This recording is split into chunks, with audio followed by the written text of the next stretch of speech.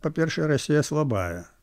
Потым яна слабая ментальна, яна слабая духоўна, у яе няма ідэй, якія маглі б уплываць на беларусаў. Яны не разумеюць беларусаў. Яны беларусаў раўняюць на свой расійскі капэл. А беларусы зусім другія людзі. Это еўрапейцы. Это не імперскі народ. Вот у чым справа. Несумненна. Яны это не разумеюць. Не атрымаецца ім задушыць гэты народ, таму што ён ужо гістарычна вышэй за іх. Не будзе нацыянальнай смерці. Культурна ён вышэй за расейцаў. Ён гістарычна вышэйшы, яго ментальнасць, яго адносіны, яго рэакцыі на ўсё. І от, калі ласка, пачалі вайну супроць Украіны, напалі. Беларусы амаль на 100% ніякай вайны не хочуць.